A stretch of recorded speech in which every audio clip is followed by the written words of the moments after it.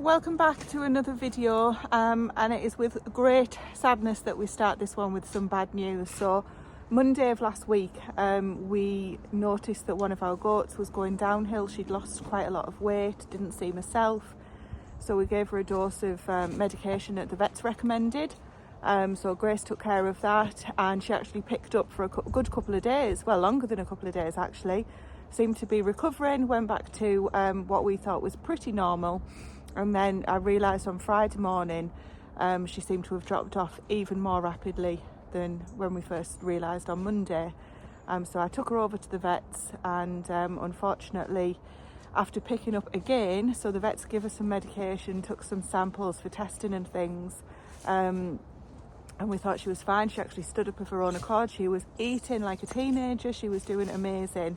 Went to bed Friday night. She was in the kitchen with us, so we left her in a crate near the Arga, but not in front of it. We obviously didn't want it to get too hot, took her temperature and everything, and she woke us up early hours of this morning, which is Saturday, and we managed to get down and spend some time with her before she unfortunately passed away. So this is one of our pygmy goats, which are 3 coming up 4. Unfortunately, that does mean that we're left with just one pygmy goat, so obviously we need to give that some thought to see how she handles being on her own. Obviously there's other animals around her and things, so she's not truly on her own, but she has lost her companion. Needless to say, it's a very sad start, especially for Grace. So we are currently, we being Stephen, currently preparing somewhere to lay this little lady to rest for. She'll stay with us in the veg plot, along with many other of what we've had as pets, or where we've lost things too early, because unfortunately that is part of the smallholder's life. So we'll get that done, and then we'll set about our day. Well, we've laid Olive to rest, so when Grace comes home from work, we'll make her a little cross with a name on, and we'll finish that off. But in the meantime, we'll have to get on with the jobs that we had planned for this weekend. So this disastrous of an area here is where hopefully that we're going to have a polytunnel next year or the year after. We'll see. Next year. We'll see. So all we're going to do now, everything hopefully is dormant, we're going to remove, we've got 3 blueberry bushes to remove. They're going to go in these pots with some ericaceous compost, and we've got 2 honeyberry bushes to move, which are just going to go in 2 big old water tank pots over there for the time being. And then hopefully we'll clear out all this grass, that'll all go to the chickens, and then we'll reconvene and see what we're going to do after that, because I don't know whether I'm going to start in the bushes or where I'm going to start on the trees, because really ideally we want to save the trees and put them somewhere else. The bushes we're not really bothered about, so we might take them out first and make sure all the trees are dormant later on in the month, or even in January or something. But I can just imagine there's a month's job taking these bushes out. But anyway, we'll get on with the blueberries and the honeyberries and the grass, and then we'll see how we get on with that first.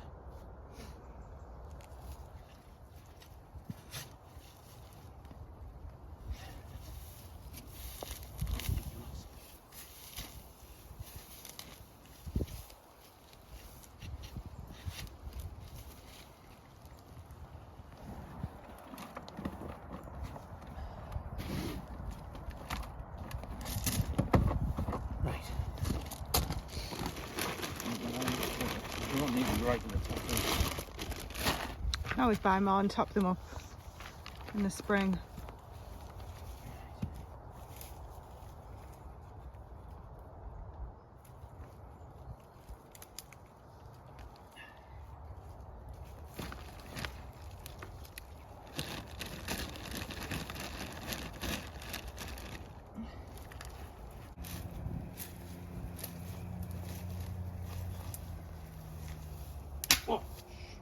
Was that the fork? That's a hand lap one as well, cheap shit. Right. Where'd you go? In fact, I'll use me spit and then... Every time. Do you know how many forks we've gone through? In fact, we should look to see if there's like, what is it, fiberglass or something? Metal. This one's metal, so it should be alright. Should be alright. So the 3 blueberry bushes came out fairly easily, and they have been relocated to the greenhouse. They have overwintered out here quite successfully, so they don't necessarily need to go in the greenhouse, but we may as well give them a bit of a bit of extra winter protection if we can. This is the biggest one that we've got to get out today. You can see by the trunk on the middle that it's quite old, this.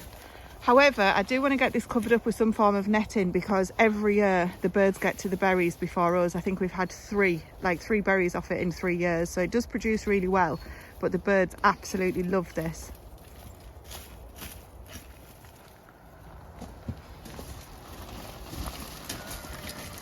Bigger than you realise, isn't it? Will it fit?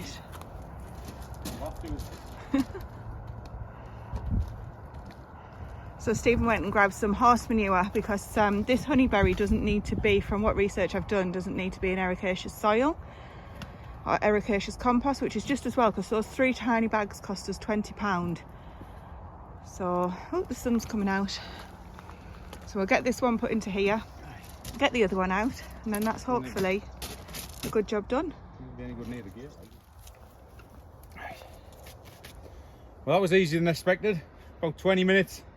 Got the honeyberries. Originally they were supposed to go over there near the greenhouse, but they were a bit too big for that. So we've just put them here for now. We can move them if we need to.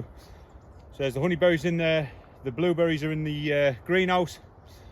Now we're going to get on with the grass.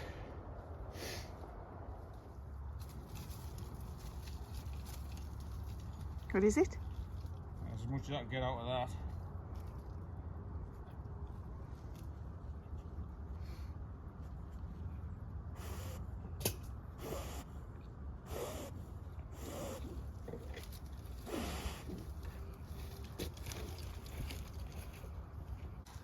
Right, well, we've cleared as much as we can of all of the grass that was in here. So we've got the barrows on the go. Jack's come out to help as well, and Stephen's just raking off the last of the leaves that are there. So I think it's about time I go and get on with my jobs for the day.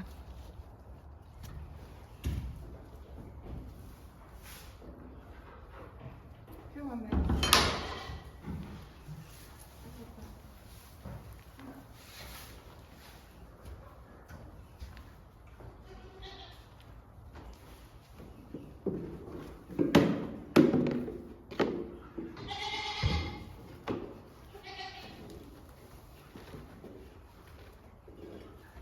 Now, ideally, I want to get the horses out for a couple of hours, but the timing's just not right at the minute. We need to pop out very soon, so I'm just going to take a rug off because it was down to freezing last night, and just make sure they've both got enough water.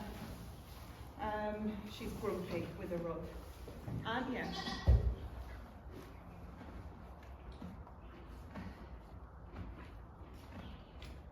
Make sure that they've both got enough water, give them a bit of hay to keep them occupied.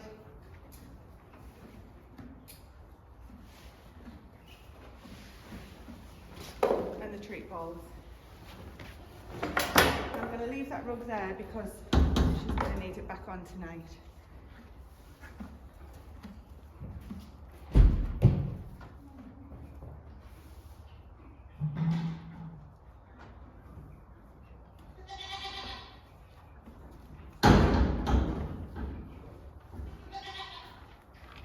We just put some fibre cubes in the treat balls and pop them into them. Keep them occupied for a little while. Really noisy. So I'll get them done when we come back. But what I'm in here for at the moment is this girl that you can hear shouting, bless her. She doesn't have a clue what's happened. She's having an itch at the minute. What I've decided to do, they're on straw, but they are eating, or she is eating the straw, so the bedding. And so we can control exactly how much she's having to eat. Well, to some degree when they're locked inside. She's actually not out at the moment because we want to do a really thorough check to make sure that there's nothing outside that could have poisoned Olive, who we lost this morning. We've already checked and we are pretty convinced, but we want to double check and triple check. The vets said that they didn't believe it was poisoning or symptoms of something that is a disease that goats do get, but not at her age normally. It's a little bit older when they get it, so it does leave it open to suggestion that it could be something else. Anyway, so basically I need to get all of this cleaned out, and I'm going to put a shavings bale in there that we use for the horses. So the horses are still on shavings bales. The animals are really on straw, but I think that we'll have this little girl here back on shavings. So I'm going to work with her for a little bit and get it all cleaned out.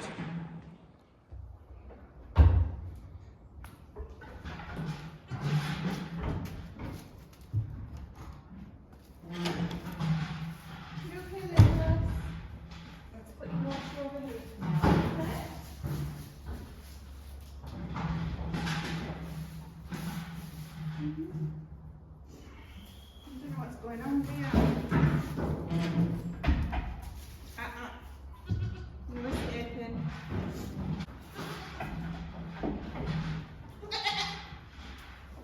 Having an itch?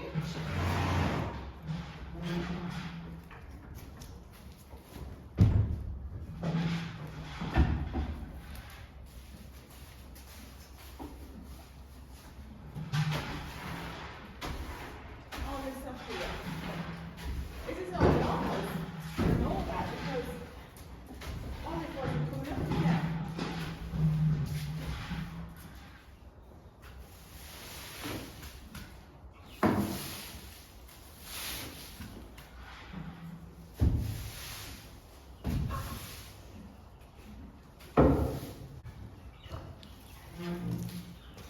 Just a minute.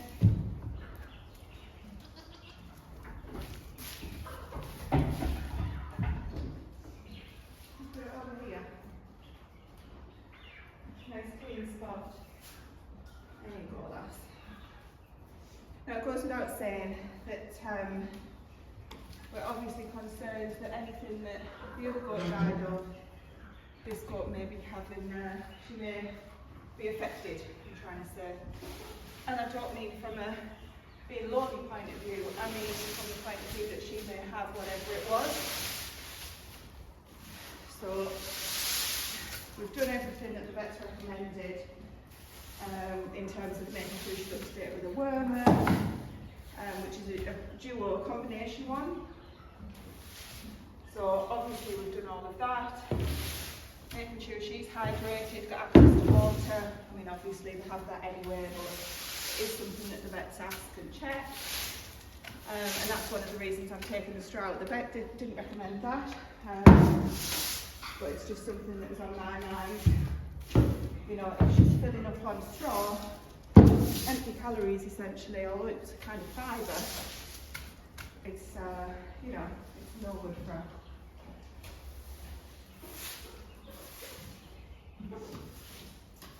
I touched on it briefly then about the loneliness. That's obviously concerning. We don't really want to buy another single pygmy goat. You know, so many things could go wrong there, and I don't want to buy two, because if we buy two, she may end up being the one that gets bullied.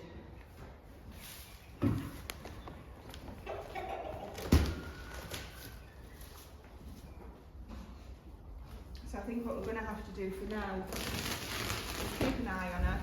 Obviously we don't have any other options at the moment. I'm not going to rush into anything. You know, keep an eye on her from is she going to suffer from anything that the other goats suffered from, but also from a companionship perspective, how's she coping. Do some research, have a look to see what other options we've got, and go from there really.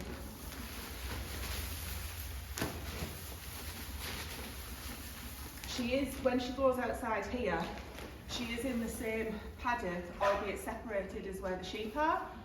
So in theory she won't be lonely because there will be other animals outside with her if she chooses to go outside when we open her back up again. I'm hoping that that'll be enough. Then on a night she's in the barn, the horses are in the barn, the chickens, the ducks, obviously she's not lonely in the sense of no companionship, but she will very much be alone in here with nobody to lay with on a night, which is what they normally do. I don't know, thinking, do we get a big teddy bear for it to lay with or something? I really don't know at the moment. So I'll keep you updated as to how she gets on, what we decide. You know, I'm guessing that there'll be some kind of boarding toys like there are for the horses that they can have. I've decided to put a full bale in here, by the way. It's a bit overkill, but I just want to make sure that she's got an area that's comfortable. She's She's obviously not going to be producing that much wee or anything, especially with just one.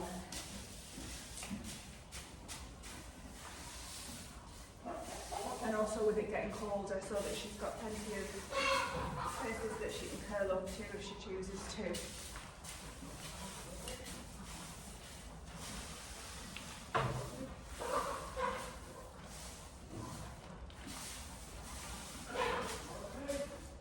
Oh, let's take a shout and resonate. Just walked past with one of the. He's just walked past with a huge tree. So I'm guessing he's getting on with the. He's getting those out.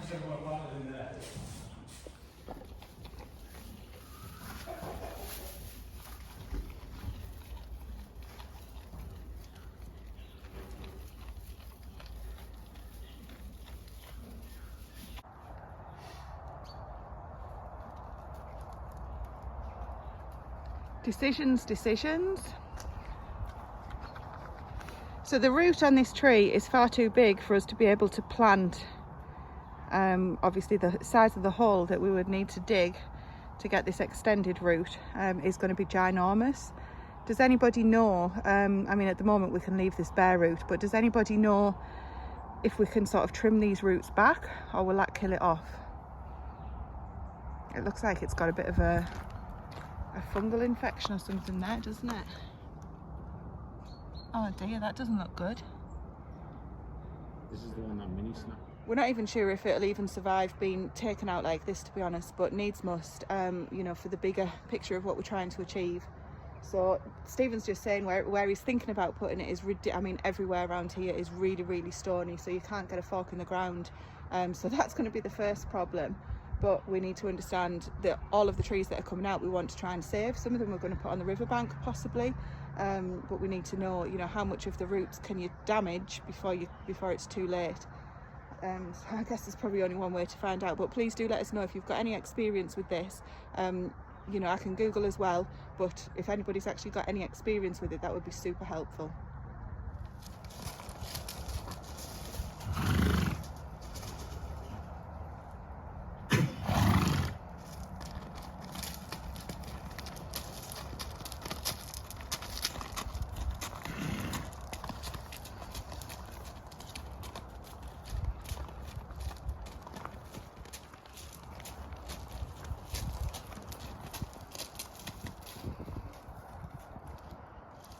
So horses have got the sun on the back for a little while. Stephen has gone to start digging the hedge out that's in the veg plot there. So this is obviously for the whole of the area that the polytunnel is going on still. We've just got these horses out for now. Give these a couple of hours while it's lovely and sunny. So I'm going to go and do their stables and get those all ready for the weekend as well. Now the tree that was just here where I'm stood is now on the other side of the fence, because the horses would obviously pull it to bits and eat all of the leaves on it and things. Hopefully it is dormant. I know it's still got the leaves on it, so they should have dropped off at any time over the next couple of weeks. But I think there's only 5 more weekends in total over winter that Stephen's actually got off before everything starts growing again, so that's why there's the urgency to get this started at the moment. Right, they look peaceful. Let's get busy.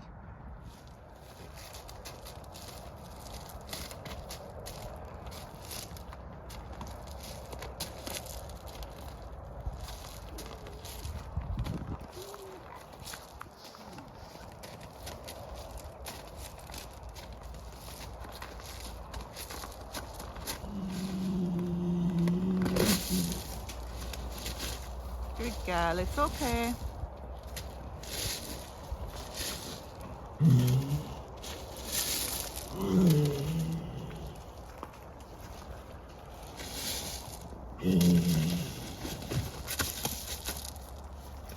Trying to get my shadow out the way for you.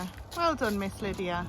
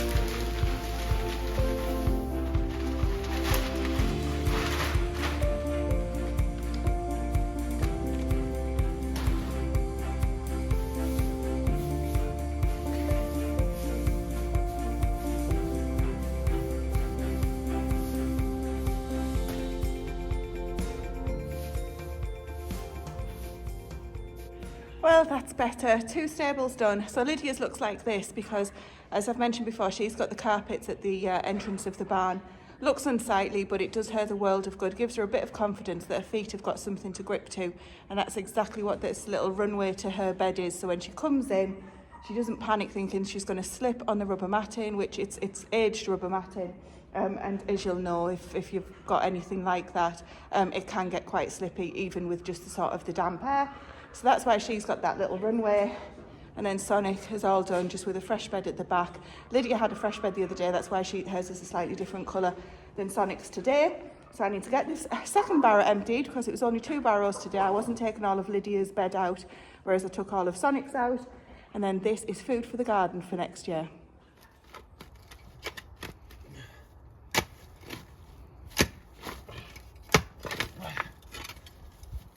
Wait. One down. All right.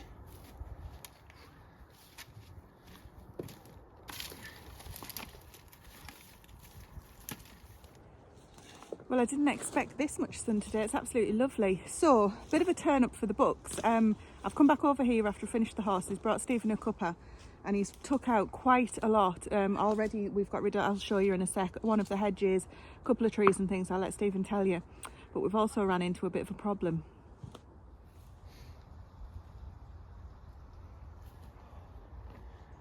Right, so as you can see, I've got a row of the hedging out, the box hedging out, all the berry bushes out from there. There was quite a big apple tree in there and a little pear tree in there, so I've got all them out. The pear tree and the apple tree are over there waiting to be planted down on the riverbank. But what we found, there was a mesh fence coming up here. It was about this high, and it had climbers going up here. Now when we took it down, all the sun's just blasted through and it's just hitting all them beds. I don't know if you can see my shadow over there, so if I'm stood or we put anything this high, the shadow's over there. So if we put a polytunnel in this high, I don't know if you can see on the camera, the shadow is just going to cover everything. I mean, I know it's winter sun and it's low, but we want as much sun as we can get. So if we put a polytunnel in, it's just going to absolutely block all the sunlight out from that area, which is not ideal. So we might have to, I mean, we didn't really want this hedge in here anyway, so it's stuck out. We can do something else with this area, but I think we're going to have to rethink a polytunnel. Never mind, let's get back onto this and get these suckers out. So not ideal at all. The amount of sun that's actually on those beds now is unbelievable. If I turn around, I'm in the way from my shadow perspective. But I will show you the sun, seeing the sun on those plants it's strange to see because we don't actually see that much of it. I didn't realise how much sun this actual space already blocked out. And as Stephen says, the polytunnel will literally just put it in complete shade for more months of the year than what we would like at all. So I'm not sure what we're going to do. We'll have a rethink, but we definitely can't put a polytunnel the size that we wanted to put on here. And I'm not sure of the benefit of putting a smaller one on. I mean, obviously there would be some benefit, but we've got the greenhouse, so we'll take it away and we'll have a think. But in the meantime, we want to clear this area anyway, because if nothing else, it'll be fantastic as raised beds. So we'll see. We'll report back. I need to get back. Come on, here. Don't know. Around. Come on.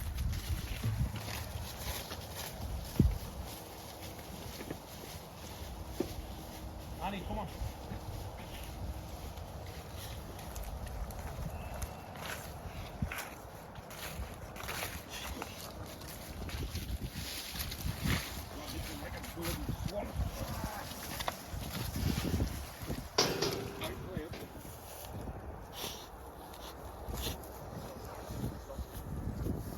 I think Annie wants to put it here.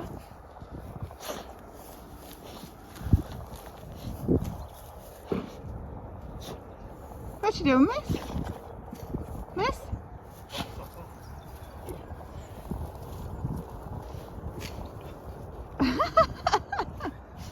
best ground we've got. Typical. Wants to be closer though, doesn't it? Now if we can get a tight strap. I know, but then you're going to be.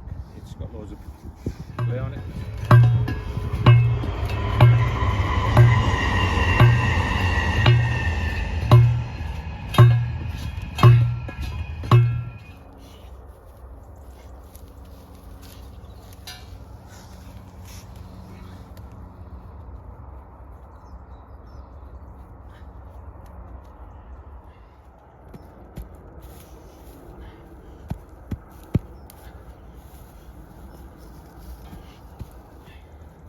Is that wonky donkey or is it?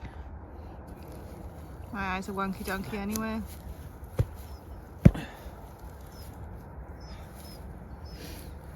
Right.